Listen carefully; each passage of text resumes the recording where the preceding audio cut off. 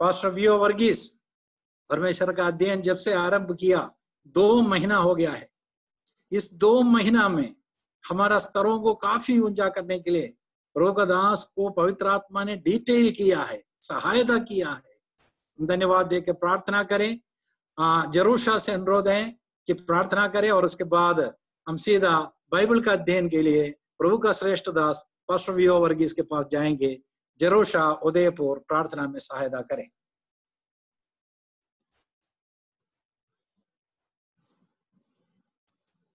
जरूर वर्गीस, क्या म्यूट हटाकर प्रार्थना करें? आइए हम प्रार्थना करें। परमेश्वर के नाम की स्तुति, हालेलुया। परमेश्वर तेरा धन्यवाद करते पिता परमेश्वर, हालेलुया। प्रभु जी आज सुबह के समय पिता परमेश्वर, प्रभु जी हालेलुया, पिता परमेश्वर तेरे अनुग्रह के सिंहासन के नजदीक आकर प्रभु जी तुझे हे अब्बा और हे पिता कहकर पुकारने के लिए प्रभु यीशु मसीह तूने हालेलुया हमारे जीवनों में पिता परमेश्वर एक सुंदर अवसर प्रदान किया। प्रभु हम तेरा धन्यवाद करते प्रभु जी हालेलुया।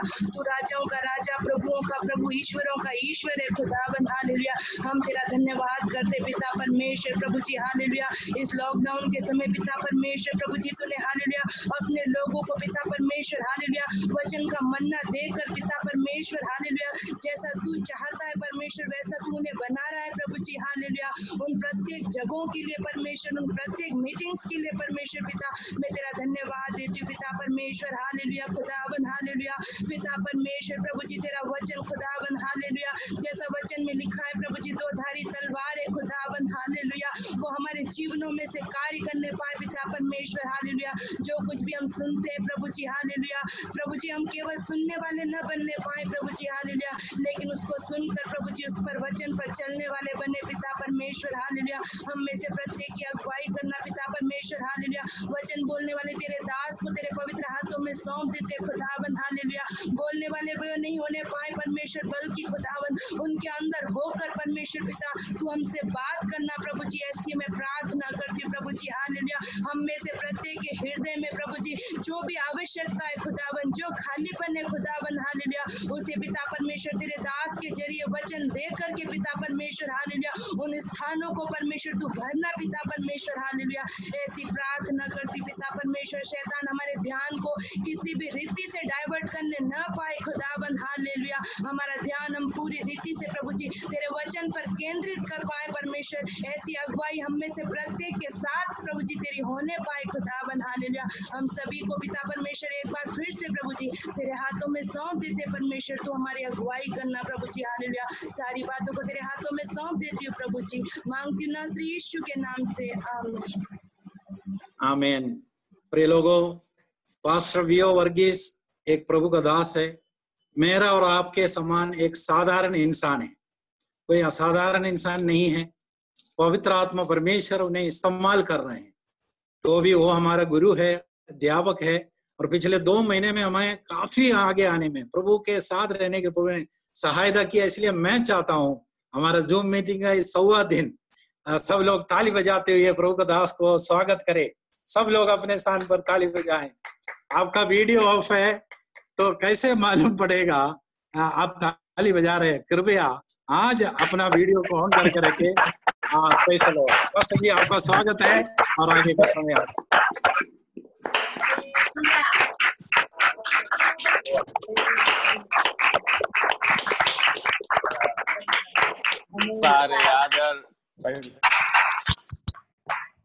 सारे आदर पास्टर जी म्यूट हो गया पास्टर जी। सनातन का परमेश्वर का मैं तहे दिल से शुक्रिया अदा करूंगा। इस अनमोल अवसर परमेश्वर हमारे जीवन में दिया है कि हम निरंतर प्रभु की उपस्थिति में बने रहे। परमेश्वर के वचन में, पुराने नियम में, भजन संहिता में हम पढ़ते हैं, धन्य है वो पुरुष जिसे हमारे परमेश्वर यहोवा चुनता है और अपने आंगनों में बसने देता है। तो परमेश्वर के भवन के आंगनों में बसने वाले अगर धन्य माना जाते थे, तो हम आंगनों में नहीं हैं परंतु अनुग्रह के सिंहासन के पास हैं। और पुराने नियम में यरूशलेम मंदिर में यहूदी लोग, उससे बढ़कर याजक लोग भी परमेश्वर के भवन के एक हिस्से तक ही आ सकते थे। उससे आगे जाना मना था। उससे आगे था अति पवित्र स्थान, जहां परमेश्वर की उपस्थिति बना रहता था, जिसके कारण उसका नाम था अनुग्रह का सिंहासन, mercy seat, the throne of grace. परमेश्वर जहां उपस्थित रहता था, वहां बड़े मोटे पर्दे से उस हिस्से को इस हिस्से से अलग कर किया था। लेकिन लोगों को अंदर जाने की तो बात छोड़ो, लेकिन अंदर तो बत्ती जल रही है, परमेश्वर की उपस्थिति के शकेना है, ज्योति है। ये पर्दे के अंदर से भी अगर वो ज्योति नूर बाहर आए, उसे भी ताकना यहां खड़े याजकों से नहीं हो सकता था। अगर उसे भी देख लिए तो वहीं वे मर जाते थे। साल में एक ही बार महायाजक बलिदान चढ़ाए गए खून के द्वारा, खून अपने हाथों में लेकर उस अति पवित्र स्थान में प्रवेश करता था। वो भी डरता डरता हुआ, कामता कामता हुआ। वो जैसे ही पर्दे के अंदर, तब भी पर्दा नहीं खुलता था, वो पर्दे के अंदर जैसे प्रवेश करता, वैसे ही बाहर याजकों के झुंड, लेवी के लोग और साधारण यहूदी, उसके पीछे यहूदी स्त्रियां आंगन में, उससे भी पीछे शायद गैर यहूदी कोई आगे तो उनके आंगन में वे ऐसे दम दबा के पकड़े हुए हैं, क्योंकि अंदर गया महायाजक, बाहर यदि नहीं आए तो उसका मतलब है कि पूरे इस्राएल देश से ही परमेश्वर ने उनका पाप क्षमा नहीं किया। इसलिए जब तक वो जिंदा जिंदा, साबुत साबुत, सेगा सेगा बाहर नहीं आता, तब तक इन लोगों की सांस ढंग से नहीं छूटती थी। लेकिन प्यारों, परमेश्वर ने हमको उसी अति पवित्र स्थान का, अनुग्रह के सिंहासन के तले, विजिटिंग के लिए नहीं, आने जाने के लिए नहीं, परंतु वहां बने रहने के लिए, not for a visitation but as a habitation. वहां पर घूमने फिरने या आने जाने का नहीं, वहां बसने का अनुग्रह हमें दिया है।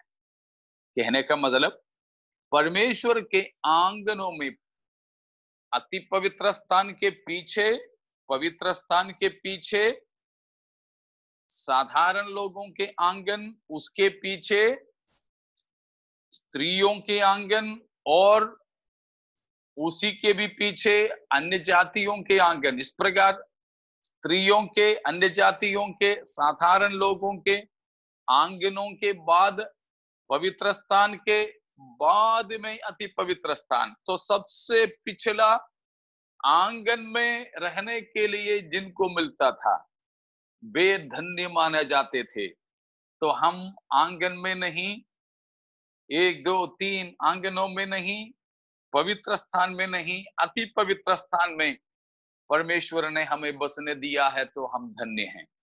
वो परम धन्य परमेश्वर का मैं तहे दिल से धन्यवाद करूंगा। और आप सभी जन प्रभु की उपस्थिति में आए हैं, आते रहते हैं, मैं आपको भी धन्यवाद देना चाहूंगा। और जैसे हमने सुना, 100 दिन से लगातार, मतलब 3 महीने से ज्यादा हो गए, 3 महीने और 10 दिन, तो लगातार ये जूम मीटिंग सुबह शाम आयोजित कर रहे हैं प्रिय प्रभु के दास पास्टर सन्नी, परिवार, कलीसिया। आपको भी, आपके लिए भी मैं परमेश्वर का धन्यवाद करूंगा। लेकिन वचन में लिखा है जिनको अधिक मिला है उनसे अधिक मांगेंगे। ठीक है ना। हमने न्याय के समय में देखा था कि जिनको 5 तोड़े दिए थे उनसे 5 मांगा, लेकिन एक दिया उससे एक का ही हिसाब मांगा है। तो 100 दिन लगातार हम भिन्न भिन्न खुदा के खादिमों से वचन सुनते रहें, उस हिसाब से प्रभु हमसे अवश्य ही लेखा लेंगे। तो इसीलिए 100 दिन जब हुआ, वचन हमने सुने, सीखे, उन चीजों को जिंदगी में कैसे लागू की, कितने प्रतिशत हम कर पाए, कितने प्रतिशत हम करना चाहते हैं, उन बातों पर अधिक महत्व है। इसीलिए उस जिम्मेदारी से हम बचे नहीं बचेंगे तो वो बड़े गंभीरता पूर्वक आगे भी प्रभु हमें चलाएं, ये हमारे प्रार्थना है। तो प्रभु के वचन में हम प्रवेश करेंगे। कल के लिए आपका चाहे एक एडजस्टमेंट चाहूंगा, नहीं तो माफी चाहूंगा, क्योंकि 2 जगह मुझे कल दिन में और बाइबल क्लास में जाना है। तो 11:30 बजे से मुझे वहां पर ज्वाइन होना है, 2 जगह पर है। इसीलिए चाहे 11:30 बजे मेरा छुट्टी कर दें, नहीं तो थोड़ा जल्दी आप शुरू कर लें तो 11:30 बजे मैं वहां ज्वाइन कर सकूं। तो इसीलिए वो मैं शुरुआत में ही बताता हूं, आप लोग कैसे मुझे बता दीजिएगा। ठीक है, हम प्रभु के वचन में प्रवेश करेंगे। कल हम आखिरी में यह देखा कि नरक के कुछ 5 विशेषता को हमने परमेश्वर के वचन से देखा था। सबसे पहला हमने ये देखा कि वहां पर नरक में अनंत आग जलते रहते हैं। दूसरी बात है वहां की कीड़े कभी नहीं मरते। तीसरा है गंधक से वहां पर आग और ज्यादा जला दिया जाते हैं। चौथा, वहां की पीड़ा में धुआं से भी होने वाली पीड़ा है, बड़े ही धुआं निकलती हैं। और 5वीं बात को हमने देखा, घोर अंधकार है नरक में। जैसे पहले हमने एक दिन बताया, ठीक वैसे आग तो जलते हैं मगर ज्योति बिल्कुल भी नहीं है। आग जलते हैं लेकिन घोर अंधकार से भरा है। वो अंधकार के अनुभव हर एक को होगा कि अपने अपने जगह से हिलने को भी नहीं मिलेगा। टटोलने लायक अंधकार होगा, टटोलने लायक। जैसे मिस्र देश में हमने देखा, वहां 3 दिन था, 24 घंटे वाले 3 दिन। तो क्या वो 3 दिन सूरज नहीं उगे? सूरज था। वो 24 घंटों में 3 दिन था, 3 रात था। तो वो तीनों दिनों में तो उजियाला उजियाला था, मगर वो उजियाला इन तक नहीं पहुंचे। वहां उठा करके लिखा है इस्राएलियों के छावनी में या इस्राएलियों की कॉलोनी में, हमारी भाषा में बोले तो, वहां पूरा पूरा ज्योति थे। शायद इधर से उनको वहां का ज्योति दिख भी रहा होगा, लेकिन उनको अपने स्थान से हिलना भी नहीं हुआ, हिलने को भी नहीं हुआ। मतलब वहां सूरज तो उगे, सूरज तो बड़े खूबियत के साथ वहां चमक रही थी, तो भी मिस्रियों को उनके घरों में 3 दिन तक उजियाला नहीं रहा। ठीक वैसे ही आग तो जल रहे होंगे तब भी इनके लिए बिल्कुल ही अंधियारा हो सकता है। इस प्रकार घोर अंधकार की जगह है उस नरक हमने देखा। ठीक है, आज हम आगे को बढ़ेंगे कि वो नरक में वहां का अनुभवों के बारे में भी हम देखते हैं। वो ये है कि दांत पीसना और रोना होगा। दांत पीसना नरक का और अनुभव है कि दांत पीसना और रोना होगा।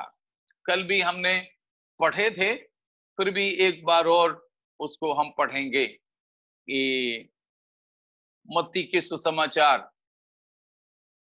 8:12, मत्ती 8:12 कल भी हम पढ़े थे, फिर भी हम उसको आज भी पढ़ेंगे इस विषय के लिए। परंतु राज्य के संतान बाहर अंधकार में डाल दिए जाएंगे, वहां रोना और दांत का पीसना होगा।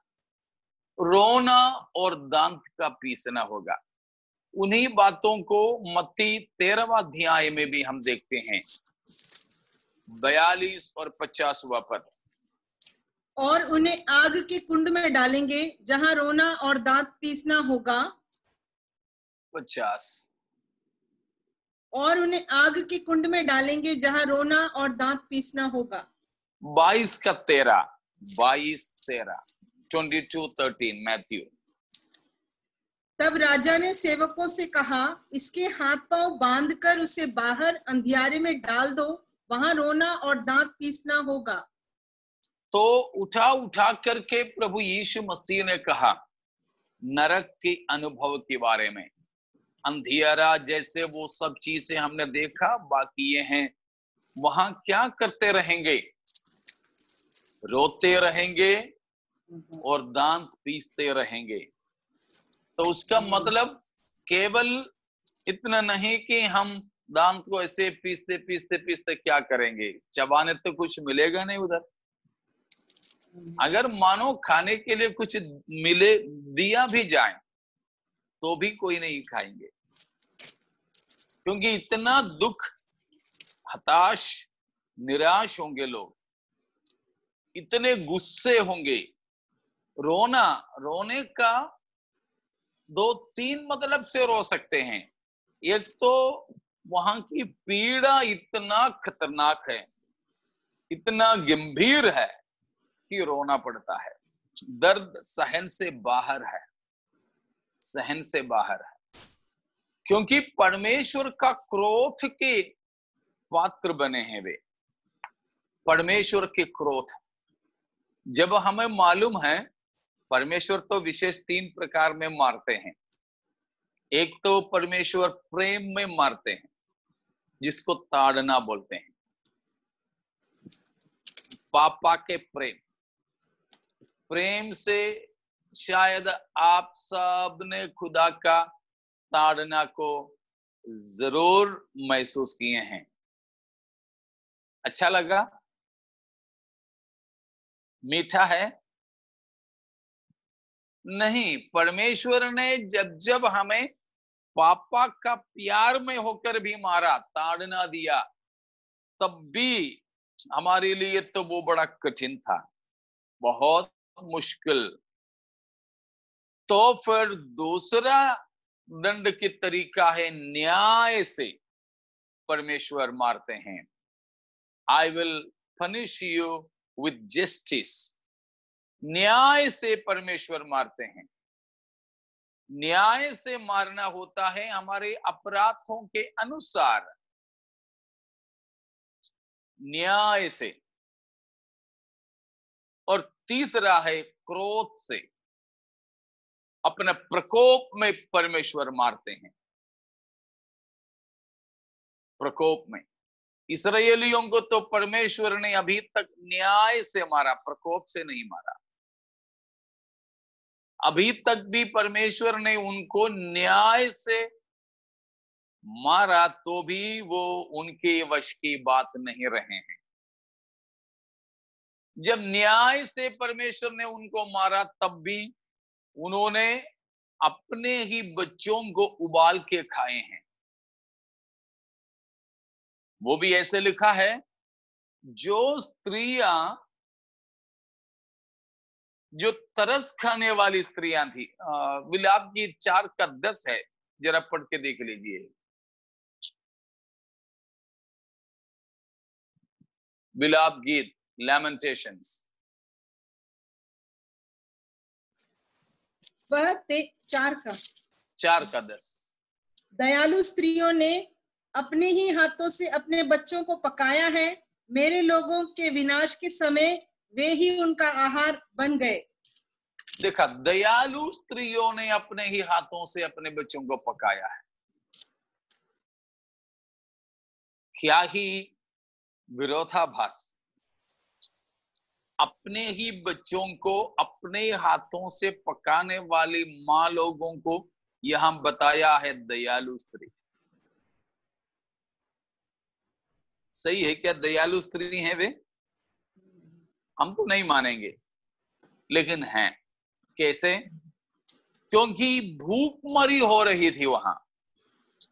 एक बच्चा, आपकी बच्चा अगर मर तो जाएंगे तो लंबे दिनों तक श्वास खींचते खींचते, रोते रोते आखिरी दम लेना आप चाहोगे या जल्दी मर जाना चाहोगे? ऐसी स्थिति में मैं तो यही चाहूंगा, मैं भी 2 बच्चों के बाप हूं, मैं तो यही चाहूंगा स्थिति यदि वो है तो जल्दी मर जाए। यहां भूखमरी हो रहे हैं छोटे बच्चे, उनकी दूध पिलाने वाली मां, लेकिन मां खाना खा के कई दिन हो गए, पानी पीने को नहीं मिल रही है, तो बच्चे को पिलाने के लिए दूध कहां से आएगी? बच्चे को कुछ नहीं, पानी तक नहीं दे पा रहे। बच्चे भूख के कारण रो रहे हैं, रोते जा रहे, रोते जा रहे, रोते जा रहे। पानी तक पीने के लिए नहीं बच्चों के पास। भूखमरी कई दिनों तक। एकदम से भूखमरी वाले मरते नहीं, बच्चे भी क्यों न हो। इसीलिए दयालु स्त्रियों ने बोला, मेरे से देखा नहीं जाता है, इसीलिए खुदी की हाथों से उन्हें मारते थे, और मारने के बाद फेंकते नहीं तो दफनाते, तो और कोई उठा के ले जाते थे खाने के लिए, मनुष्यों को खाते थे। देखो, कहने का मतलब ये है, ये कब की बात है? जब परमेश्वर ने इस्राएलियों को न्याय से मारा, न्याय से मारा। तो प्रेम से हमने मार खाया है। मैंने खाया, बहुत बार खाया। मैं मांग के लेता हूं। अगर प्रभु मुझे प्यार से मारे नहीं तो मैं मांग के लेता हूं। ताड़ना देने के लिए मैं प्रभु से प्रार्थना करता हूं, वो मेरे लिए भला है, ताकि मैं संसार के साथ दोषी न ठहर सकूं। जैसे प्रभु भोज के समय में हम बोलते हैं, 1 कुरिन्थी 11 अध्याय की 28 के वचन से लेकर आगे पढ़ना नहीं, तो वहां पर हम प्रभु भोज में अक्सर बोलते हैं। तो ये न्याय का मार था इस्राएलियों को जो दिया, जिसमें अपने खुद की बच्चों को पका के खाने लगे। एक बार नहीं, कई बार हुआ था, कई बार। और तीसरा है क्रोध में मारना। इसलिए भजन संहिता 6 में भी प्रभु का भक्त प्रार्थना करता है, पहला पद को, पहला दूसरा पद को पढ़ लीजिए।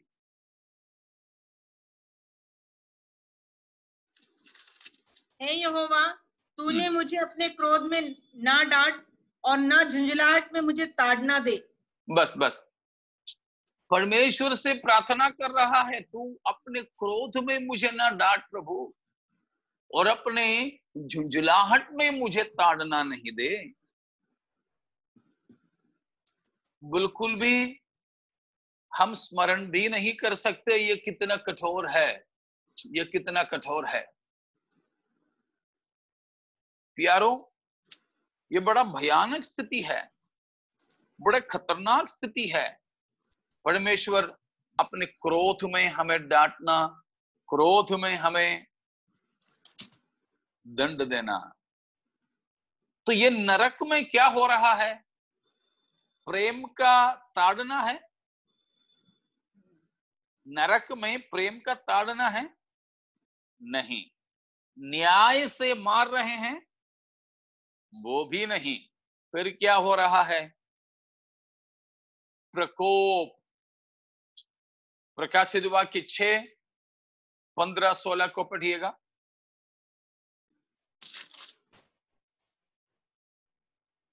तब पृथ्वी के राजा और प्रधान और सरदार और धनवान और सामर्थी लोग और हर एक दास और हर एक स्वतंत्र पहाड़ों की खो में और चट्टानों में जा छिपे और पहाड़ों और चट्टानों से कहने लगे, हम पर गिर पड़ो और हमें उसके मुंह से जो सिंहासन पर बैठा है और मेमने के प्रकोप से छिपा लो, क्योंकि उनके प्रकोप का भयानक दिन आ पहुंचा है। अब कौन ठहर सकता है? परमेश्वर का प्रकोप का भयानक दिन आ पहुंचा है। प्रभु यीशु मसीह के आगमन के समय परमेश्वर के दर्शन को पाकर उद्धार न पाए हुए लोगों की चिल्लाहट है। सिंहासन पर जो बैठा है पिता परमेश्वर और उसके मेमना यीशु मसीह, उनका प्रकोप के साथ में जब आया तो मसीह की चेहरे की ओर भी देखने के लिए उनसे नहीं हुआ। प्रकोप का दिन। यशायाह 61 में चलें।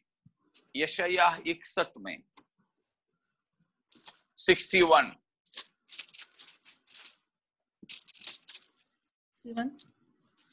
उसका दूसरा पद है कि यहोवा के प्रसन्न रहने के वर्ष का और हमारे परमेश्वर के पलटा लेने के दिन का प्रचार करूं कि सब बस यीशु मसीह को सेवकाई के लिए अभिषेक करने के बारे में बताया। यहोवा का प्रसन्न रहने का वर्ष और परमेश्वर के पलटा लेने का दिन। परमेश्वर प्रसन्न रहता है, वो वर्ष की तरह लंबा है, अरसों की तरह लंबा है, लेकिन परमेश्वर का प्रकोप दिन की तरह छोटा है। इसीलिए प्रकाशित वाक्य में भी हमने पढ़ा, उनका प्रकोप का दिन आ पहुंचा है। 63 अध्याय में 63 आयशया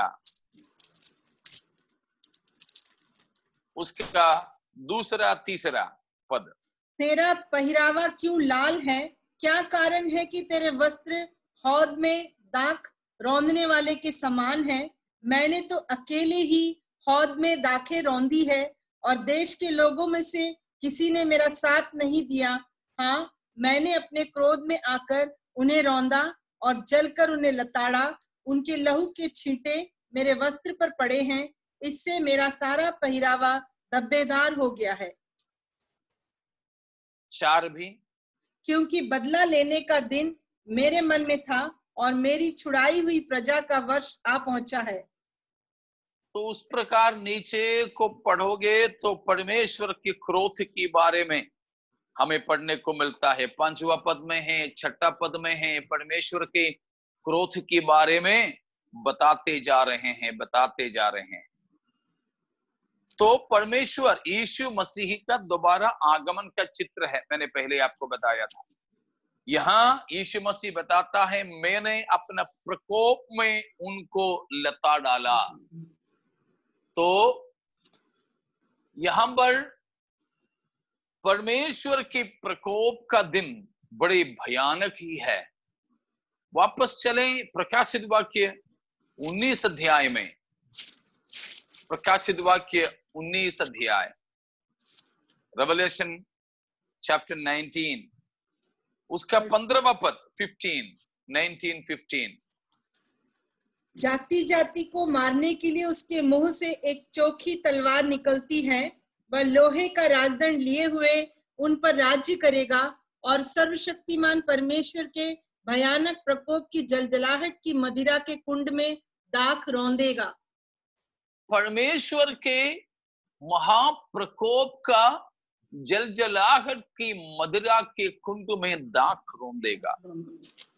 तो ये परमेश्वर का प्रकोप का दिन है, परमेश्वर का भयानक दिन है प्यारों। उसमें इसीलिए मैंने पहले ही कहा था, इस न्याय में बिल्कुल करुणा नहीं, तरस नहीं, दया नहीं, प्रेम नहीं, कोई कदर नहीं है, केवल क्रोध क्रोध क्रोध, न्याय न्याय न्याय।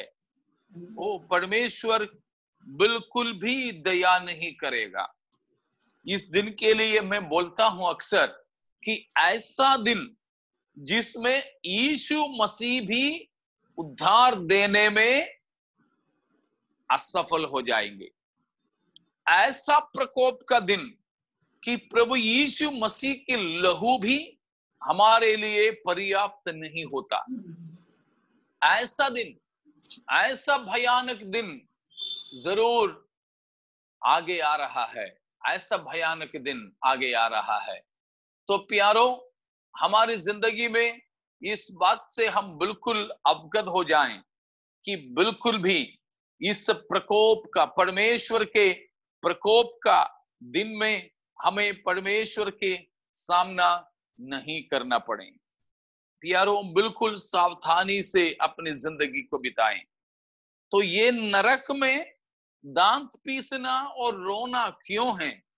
क्योंकि परमेश्वर अपने प्रकोप में, अपने झुंझुनाहट में लोगों को, पापियों को, अधर्मियों को दंड दे रहा होगा। तो रोते रहने के अलावा कोई चारा नहीं है, और कोई चारा नहीं है। तो रोते रहना, प्रकोप के द्वारा होने वाले पीड़ा के कारण, परमेश्वर की प्रकोप में होने वाले दर्दीला दंड के कारण लोग रोते रहेंगे।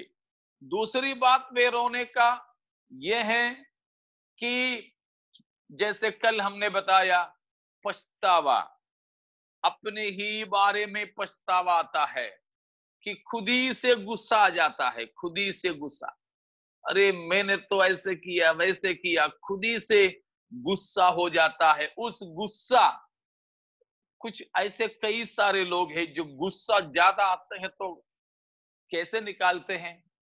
रोते हैं, रोते हैं। वो भी खुद ही से जब ज्यादा गुस्सा होता है तो बैठ के रोता है। कुछ लोग, मैंने कई सारे लोगों को देखा है, कोई बहुत ज्यादा उदास हो जाते हैं, चुप हो जाते हैं, बात नहीं करते हैं, खाना नहीं खाते हैं, तो चिड़चिड़ापन होता है। पूछते हैं तो बोलते मैं और किसी से गुस्सा नहीं। फिर किससे गुस्सा? तो खुद ही से गुस्सा हूं। तो खुद ही से गुस्सा, जैसे मैंने कल बोला, संसार में होते तो कम से कम फांसी तो लगा लेते, लेकिन वहां क्या करें, मरेंगे नहीं, ऐसे भी कोई प्रावधान नहीं। तो रोते रहे गुस्से में, अपने से गुस्सा, दूसरों से गुस्सा। जरूर कोई ना कोई तो होंगे हर एक की जिंदगी में जो पाप करने में साथ दिया, लेकिन ये पाप करने में तो साथ दिया मगर नरक में वे कोई साथ नहीं दे पा रहे हैं। तो नरक में वे भी, मगर देख भी नहीं पा रहे हैं, आपस में बात भी नहीं कर पा रहे हैं। अभी तो कितना भी बड़ा अपराधी हो, बड़े सख्तता से दंड मिल जावे तो भी जेल के अंदर से फोन, व्हाट्सएप, फेसबुक सब चला सकते, लेकिन नरक में ये भी कुछ नहीं है। नरक में ये भी कुछ नहीं है। तो उनको वहां दूसरा कोई काम करने के लिए नहीं। इतना भी गुस्सा शैतान सा भी होगा उसको, वहां नरक पहुंचने वालों को शैतान से भी गुस्सा होगा, लेकिन करें क्या? शैतान भी सामने तो मिले तभी तो दो चार सुना सकें, दे सकें, लेकिन वो भी नहीं। तो शायद सोचेंगे वो भी तो नरक में। हाँ, वो भी तो नरक में। ये भी अच्छा हो गया कि सब अंधियारा की जंजीर में बंद है, नहीं तो शैतान का तो हो जाता कमाल। सब मिलके उसका बिल्कुल कूटते, लेकिन वो भी नहीं।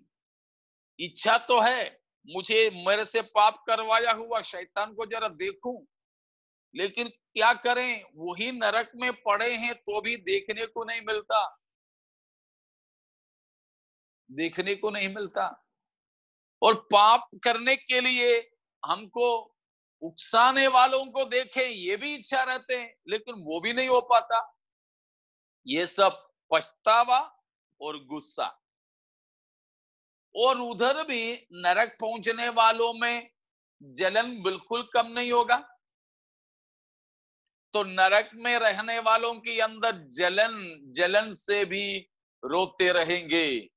अरे मेरा वो, मैंने जिसकी विरोध किया, मैंने जिसको गाली दिया, मैं जिसका सत्यानाश करता था, वो तो पहुंच गया स्वर्ग में, वो तो मेरे विरोध में गवाही देने के लिए आ गया था। तो जलन अंदर, वो भी रोने दांत पीसने के लिए कारण है। और दांत पीसना भी तो एक तो दर्द के कारण, बहुत दर्द होते तो अपन कैसे सहते हैं, दांत पीसते हुए रहते हैं। तो दांत पीसना उसी लिए भी होता है। अब मानो कि ये कुछ ऐसे होने वाला नहीं, तो भी यीशु मसीह ने ये सब इसीलिए बताया कि नरक में होने वाली पीड़ा सहन से बाहर है और वर्णन से परे हैं। प्यारों, हम में से कोई वहां ना पहुंचने पाए, वहां कोई नहीं पहुंचने पाए। तो ये है नरक की बात। नरक की बात वो प्रकोप का दिन है, प्रकोप का दिन। Praise God. वो प्रकोप का दिन से हम बच जाएं। हम लोग परमेश्वर के प्रकोप का दिन की इंतजार नहीं कर रहे हैं। परमेश्वर का प्रकोप का दिन उस दिन से प्रारंभ होगा जिस घड़ी, उस दिन क्या है, उस घड़ी से प्रारंभ होगा जिस घड़ी कलीसिया उठा ली जाएगी। Praise the Lord. कलीसिया उठा ली जाएगी। इसीलिए हैं आजकल बहुत लोग बोलते हैं प्रभु यीशु मसीह आने से पहले मसीह विरोधी आएगा। लोग बोलते हैं, आजकल ऐसे सिखाते हैं। नहीं प्यारो, वो प्रभु का दिन कहलाने वाला वो दिन परमेश्वर का प्रकोप का दिन है। हम उस दिन के इंतजार में नहीं हैं।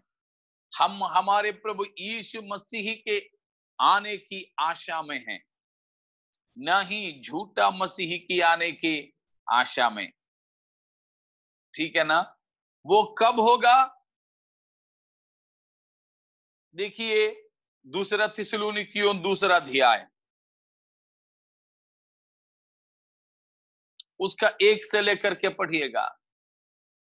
Second Thessalonians 2:1 following. या हे भाइयों, अब हम अपने प्रभु यीशु मसीह के आने और उसके पास अपने इकट्ठे होने के विषय में तुमसे विनती करते हैं कि किसी आत्मा या वचन या पत्री के द्वारा, जो कि मानो हमारी ओर से हो, यह समझकर कि प्रभु का दिन आ पहुंचा है, तुम्हारा मन अचानक अस्थिर ना हो जाए और ना तुम घबराओ, किसी रीति से किसी के धोखे में ना। एक मिनट रुकिए, उसका दूसरा पद में पूरा अपन बयान नहीं करेंगे। यह समझकर कि प्रभु का दिन आ पहुंचा है। प्रभु का दिन आ गया करके तुम अचानक अस्थिर न होना और तुम दुविधा में, घबराहट में नहीं होना। ठीक है, प्रभु का दिन आ गया करके मत समझना। आगे पढ़िएगा। किसी रीति से किसी के धोखे में ना आना, क्योंकि वह दिन ना आएगा जब तक धर्म का त्याग ना हो ले और वह पाप का पुरुष अर्थात विनाश का पुत्र प्रकट ना हो। हाँ, जो प्रभु का दिन का मतलब है प्रभु का वो प्रकोप का दिन। वो प्रभु का दिन आप पहुंचा करके, हे पवित्र लोगों, तुम घबराना नहीं। मतलब क्यों घबरा रहे हैं? अरे प्रभु का दिन तो शुरू हो गया, उसका मतलब इससे पहले प्रभु आ गया, अपने लोगों को लेकर गए, हम नहीं गए। घबराओ मत, घबराओ मत। प्रभु का वो दिन आने से पहले पाप का पुरुष प्रकट होना जरूरी है। लेकिन यह जान रखिए, पाप का पुरुष की प्रकट होने से पहले हमारे उद्धारकर्ता बादलों पर प्रकट होगा और कलीसिया को लेकर चले जाएंगे। हालेलुया। हमारे लिए अपना खून दहेज में जो दिया, वो इसलिए नहीं कि परमेश्वर की क्रोध के दिन से हम होकर गुजरें, और अपने लहू दहेज में देकर हमको अपनी दुल्हन इसलिए नहीं बनाया कि अपने प्यारी दुल्हन को प्रकोप के दिन से गुजारें। नहीं, उससे पहले अपने दुल्हन को वो लेकर चले जाएंगे। हालेलुया, लेकर चले जाएंगे। जैसे हमने पिछले दिनों में भी कहा कि अभी चीन और इंडिया में थोड़ा मैं तू हो रहा है, तो कुछ वहां नुकसान पहुंचाने का योजना बनाया है, तो तुरंत ही कहेंगे, ये भारतीय नागरिकों, चीन छोड़ो, चीन छोड़ो। तो चाहे कुछ भी उन्होंने उधर कमाया है, लेकिन वो सब छोड़कर अपना जान बचा के अपने देश में आ जाएंगे। संसार में हमने जो कुछ भी कमाया, कितने भी बड़े मकान, कितने भी अच्छे गाड़ी, कितनी भी अच्छी नौकरी, ठीक है, सब कुछ हो, तो भी हमारे प्रभु के आगमन में हम ये सब कुछ छोड़कर अपने प्रकोप का दिन आने से पहले कलीसिया को मसीह अपने पास में लेकर चले जाएंगे। इसीलिए हम प्रकोप के दिन के लिए नहीं, हम मसीह के प्रकोप के दिन के लिए नहीं। Praise the Lord.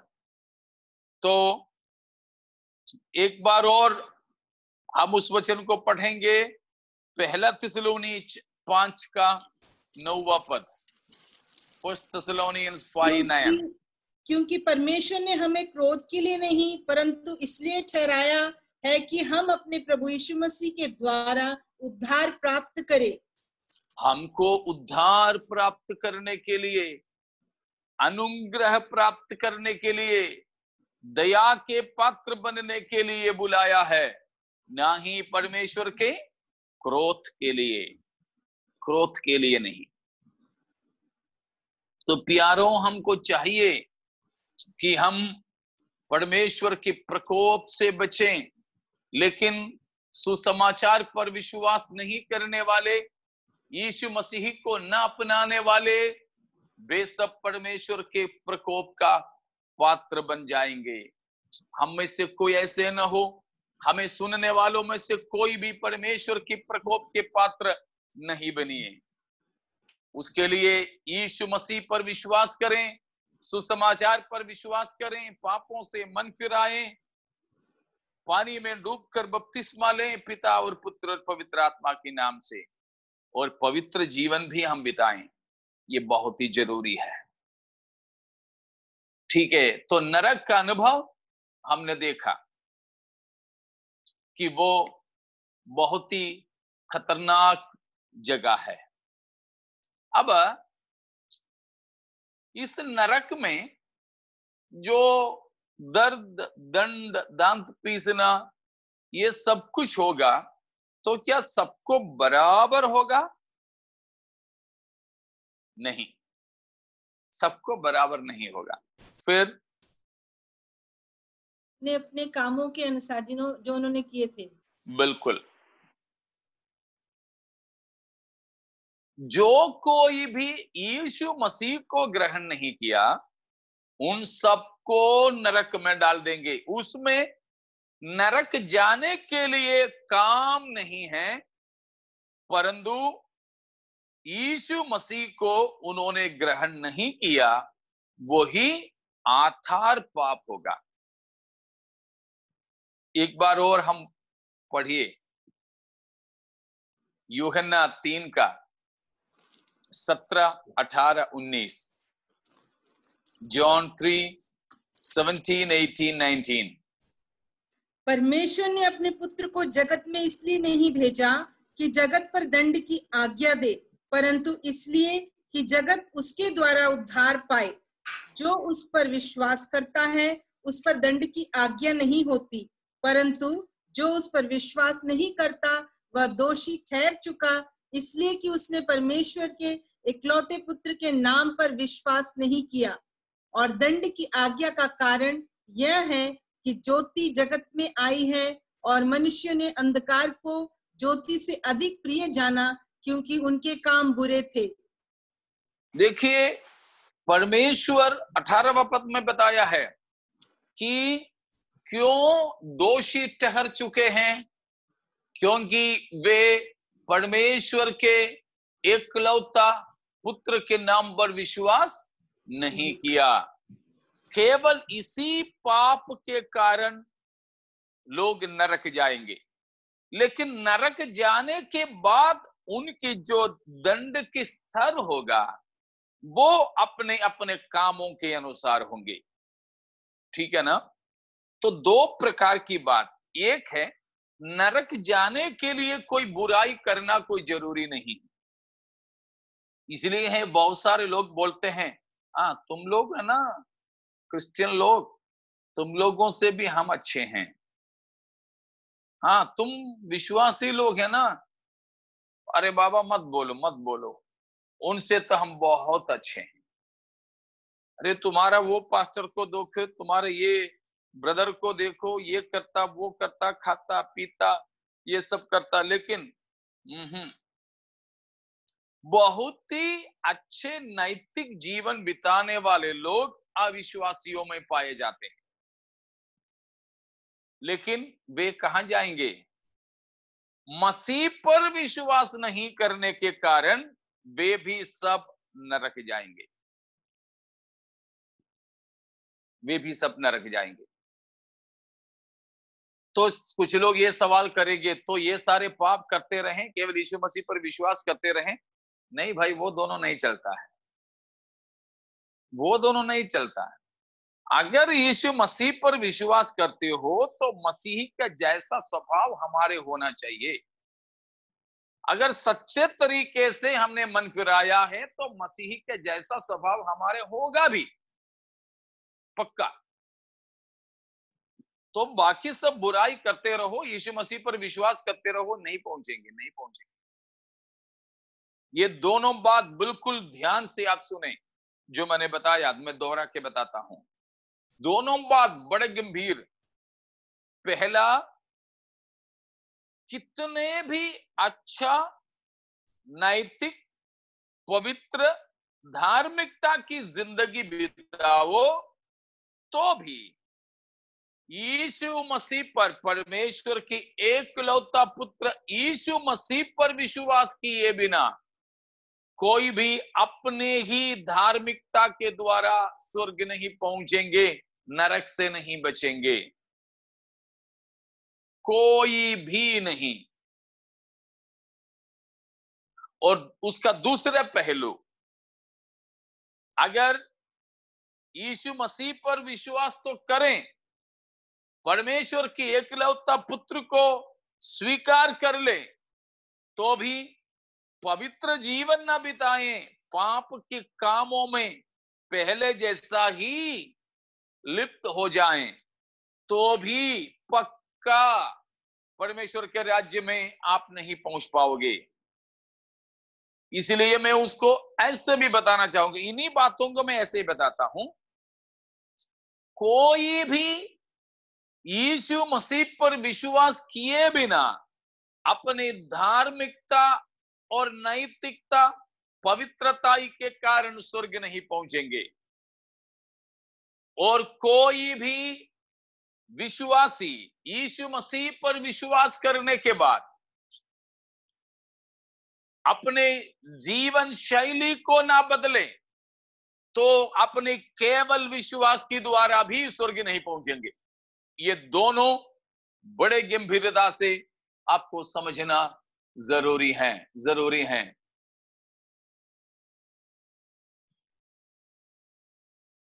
एक सवाल ऐसे आया है कि उनका क्या होगा जिनको प्रभु के बारे में जानने का अवसर ही नहीं मिला।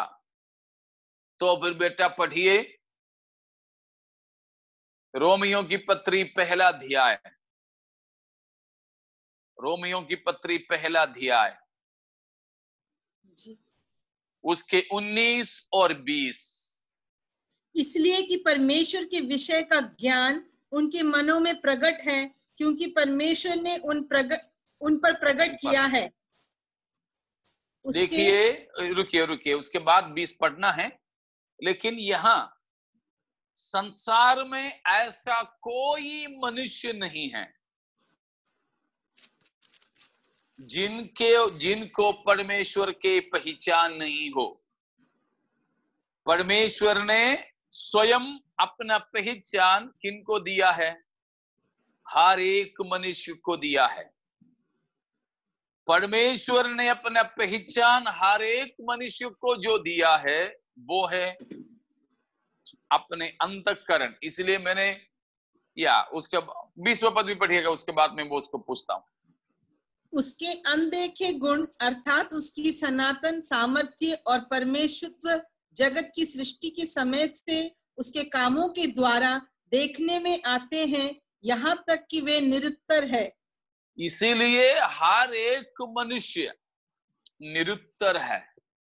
परमेश्वर के प्रकाशन के बारे में, परमेश्वर की पहचान के बारे में हर एक मनुष्य निरुत्तर है। Every people group, every human being is without excuse in the matter of divine recognition or knowledge. क्योंकि परमेश्वर ने हर किसी के अंदर अपना पहचान दे रखा है। भले ही सुसमाचार यीशु मसीह के बारे में नहीं सुने होंगे वे, ठीक है, परमेश्वर ने अपना पहचान दिया है। God is a self revealing God. Bible का परमेश्वर स्वयं प्रकट करने वाला परमेश्वर है। परमेश्वर, बाइबल का परमेश्वर, सच्चा परमेश्वर स्वयं अपने आप को प्रकट करने वाला परमेश्वर है। God of the Bible, the true God, is a self revealing God, A self revealing God.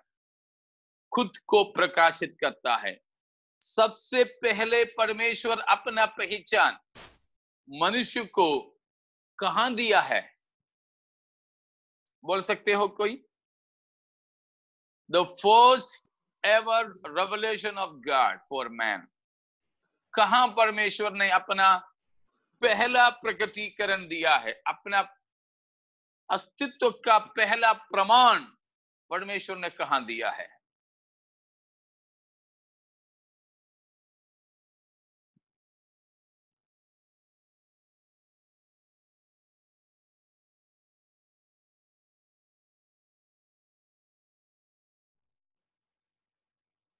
बंदर जैसा दिखने वाला मनुष्य मनुष्य जैसा दिखने वाला बंदर, इन दोनों में क्या अंदर?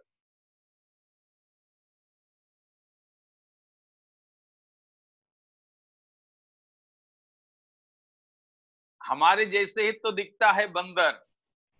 परमेश्वर ने अपने स्वरूप में मनुष्यों को बनाया था। ठीक है, अपनी आत्मा मनुष्यों में फूकी थी। हाँ तो जरूर। इसलिए पहला वो विवेक उनके अंदर, मनुष्य के अंदर। तो फिर ऐसे आओ, परमेश्वर अगर ऐसे हैं तो अपना पहचान, अपना अस्तित्व का प्रमाण सर्वप्रथम कहाँ दिया है? मनुष्य में, मनुष्य की अंतःकरण में, मनुष्य की विवेक में। It is in human conscience God manifested himself first of all. This is the first ever revelation of God. परमेश्वर का प्रकाशन का पहला मुद्दा है मनुष्य की अंतःकरण में, मनुष्य के विवेक में, इन ह्यूमन कॉन्शियंस। भरेगी उन्हें यहोवा नाम नहीं मालूम, यीशु नाम नहीं मालूम, क्रूस की मृत्यु नहीं मालूम, लेकिन उनको इतना मालूम है कि कोई तो है हमसे बड़ा, ये सब कुछ को बनाने वाला, ये सब का मालिक और चालक होकर कोई तो है। आप जंगलों में रहने वाले वनवासी, जंगलवासियों को भी देखो, उनके अंदर भी ये पहचान है। इसलिए वे किसी न किसी तरीके से किसी न किसी की पूजा करते हैं, किसी न किसी की। तो मनुष्य की विवेक से लेकर परमेश्वर अपना प्रकाशन देना शुरू कर दिया। ठीक है, सबसे पहला शुरुआत हमने देखा मनुष्य की अंतःकरण में। अब सबसे आखिरी में, सबसे अंतिम और परम प्रकाशन, परमेश्वर का फाइनल एंड अल्टीमेट रेवलेशन मनुष्यों के लिए परमेश्वर ने जो दिया है, वो कहां है?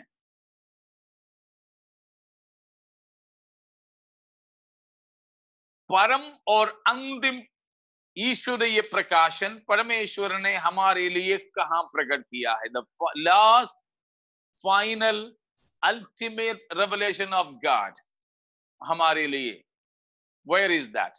What is that? क्रूस पर, क्रूस पर। बिल्कुल, किरण बोल रही है क्या? बिल्कुल। उसको हम ऐसे बोल सकते हैं, the word of the Lord, परमेश्वर की वचन में परमेश्वर ने अपना अंतिम प्रकाशन दिया है, परम प्रकाशन दिया है। हमारे शाम का बाइबल क्लास में शामिल होने वाले कुछ लोग इसमें हैं, तो उनको मालूम है, उन्होंने सुने जरूर है। जैसे डॉक्टर साजू जॉन मैथ्यू, हम लोग रोज शाम को इकट्ठे हो जाते हैं, उन्होंने कई बार सुने हैं। और भी कुछ लोग हैं, उनके लिए शायद ये may be a repetition, but still आपके लिए मैं बताना चाहूंगा कि परमेश्वर ने अपना प्रकाशन अंतिम तौर पर जो दिया, परम तौर पर जो दिया, वो परमेश्वर की वचन में है। जब वचन कहें तो उसका दो पहलू है। पहला पहलू परमेश्वर के लिखित वचन में, वो लिखित वचन है हमारे बाइबल। और दूसरा है परमेश्वर ने अपना परम चरण में प्रकाशन दिया, वो है जीवित वचन में।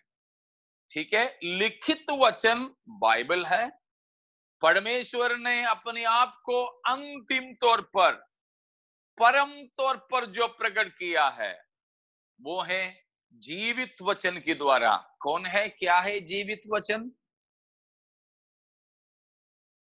यीशु मसीह। बिल्कुल, प्रभु यीशु मसीह है, प्रभु यीशु मसीह। सो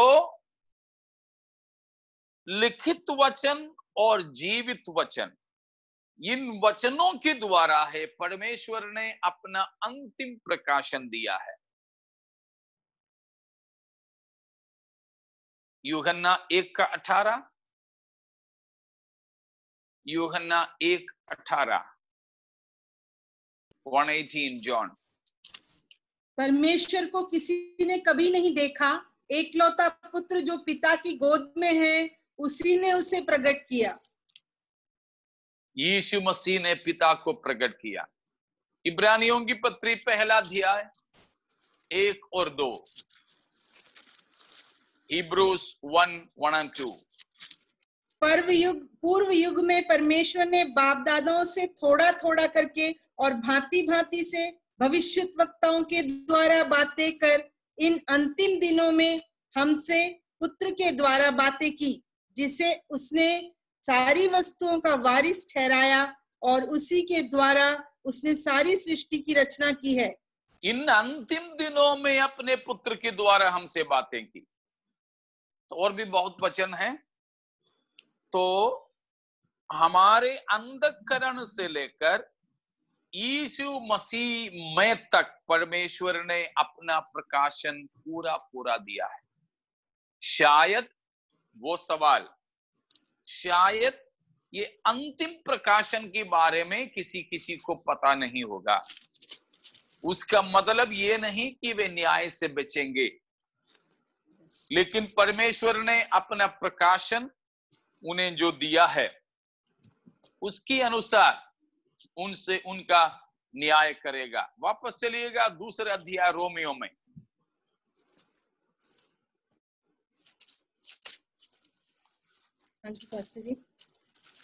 दूसरा अध्याय के 9 से लेकर पढ़िएगा। और क्लेश और संकट पर हर एक मनुष्य के प्राण और जो बुरा करता है आएगा, पहले यहूदी पर फिर यूनानी पर, परंतु महिमा और आदर और कल्याण हर एक को मिलेगा। जो भला करता है पहले यहूदी को फिर यूनानी को, क्योंकि परमेश्वर किसी का पक्षपात नहीं करता। यहूदी हो या यूनानी, परमेश्वर किसी की पक्षपात नहीं करता। ठीक है। अब और भी स्पष्ट तरीके से अगला पद में पौलुस बताता है न्याय के बारे में। 12वां पद। इसलिए जिन्होंने बिना व्यवस्था पाए पाप किया वे बिना व्यवस्था के नष्ट भी होंगे, और जिन्होंने व्यवस्था पाकर पाप किया उनका दंड व्यवस्था के अनुसार होगा। आपने सुसमाचार सुना तो आपका न्याय सुसमाचार के अनुसार होंगे। 16वां पद पढ़िएगा। जिस दिन परमेश्वर मेरे सुसमाचार के अनुसार यीशु मसीह के द्वारा मनुष्यों की गुप्त बातों का न्याय करेगा। सुसमाचार जिन्होंने सुना है उनका न्याय उन्होंने सुने सुसमाचार के अनुसार होगा। परमेश्वर की व्यवस्था जिन्होंने पाया है उनका न्याय व्यवस्था के अनुसार होगा। लेकिन हमने 12वां पद में देखा, जिन्होंने व्यवस्था नहीं पाया, बिना व्यवस्था से पाप किया, तो बिना व्यवस्था से उनका न्याय होगा। कारण बताया है 14वीं वचन 14वां। फिर जब अन्य जाति लोग जिनके पास व्यवस्था नहीं स्वभाव ही से व्यवस्था की बातों पर चलते हैं, तो व्यवस्था उनके पास न होने पर भी वे अपने लिए आप ही व्यवस्था है। 15वां पद भी। वे व्यवस्था की बातें अपने अपने हृदयों में लिखी हुई दिखाते हैं, और उनके विवेक भी गवाही देते हैं, और उनके विचार परस्पर दोष लगाते या उन्हें निर्दोष ठहराते हैं। तो यहां पर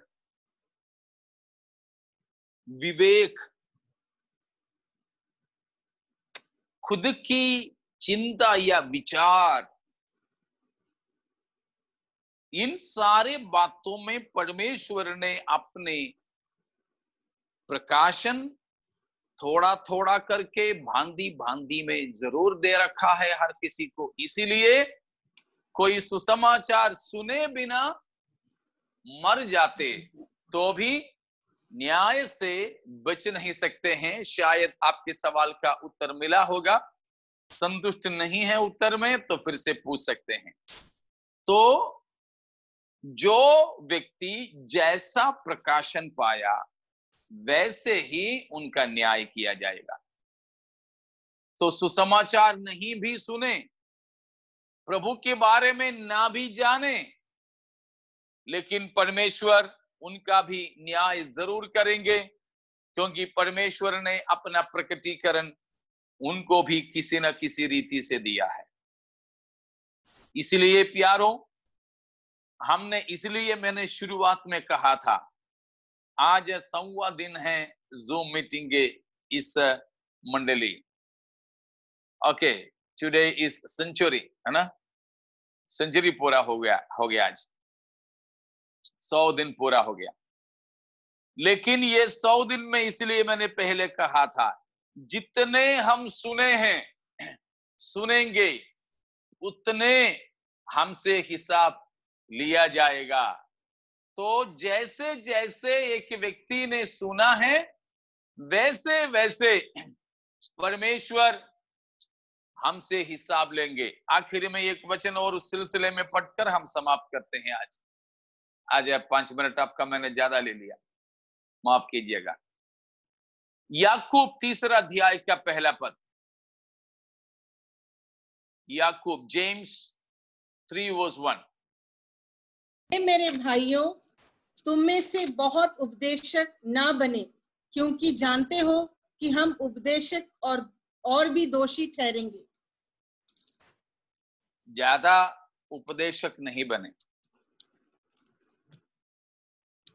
क्योंकि उपदेशक और भी दोषी ठहरेंगे। इसीलिए डर भी लगता है बाइबल क्लास में प्रचार करने में। सब सच बोल रहा हूं।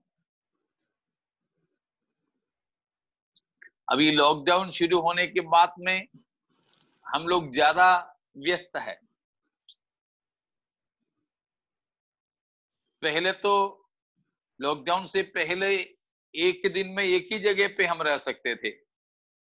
अभी तो एक दिन में न जाने कितने जगह पे जाते हैं हम लोग, कितने कलीसियाओं में प्रचार करते हैं, एक दिन में कितने संदेश देते हैं। डर लगता है कि इतना प्रचार करने के बाद वो सब अपनी जिंदगी में नहीं उतारें तो हम ज्यादा दोषी ठहरेंगे। इसलिए आपसे ज्यादा मुझे हिसाब देना होगा, इस वजह से कि मैंने ज्यादा प्रचार किया। शायद मेरे से ज्यादा आपको हिसाब देना होगा, क्योंकि आपने मेरे से ज्यादा सुना। ये दोनों है।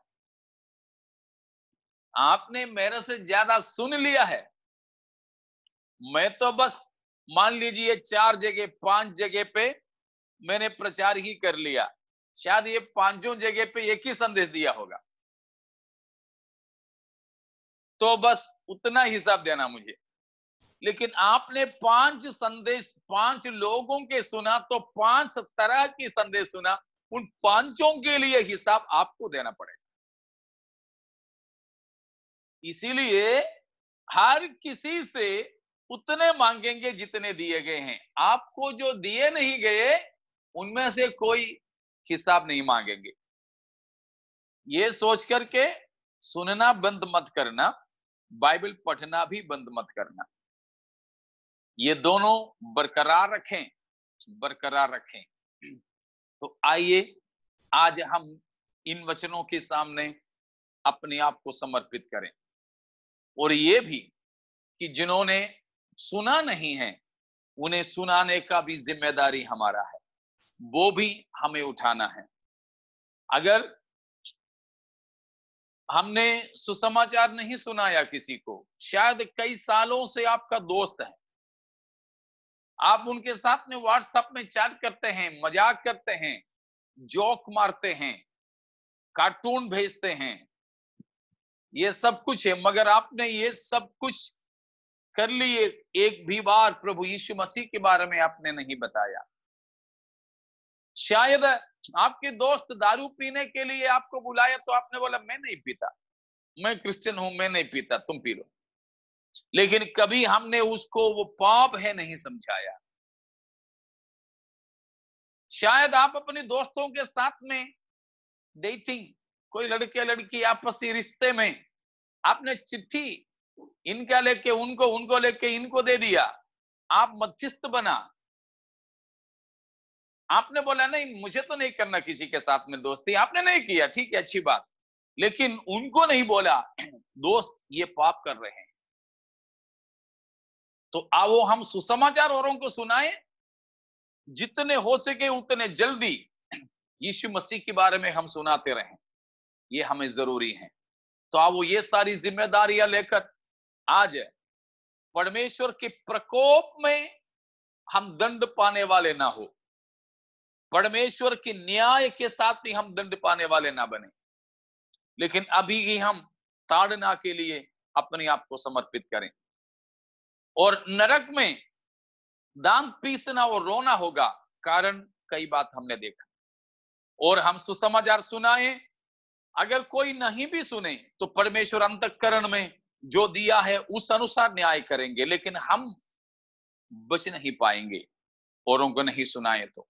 आओ जल्द आने वाला मसीह की आगमन के लिए हम तैयार हो जाएं, न्याय से बचें, परमेश्वर की प्रकोप के दिन से बचें, परमेश्वर की प्रसन्नता के वर्ष में ही हम उद्धार पाकर परमेश्वर के संतान बने।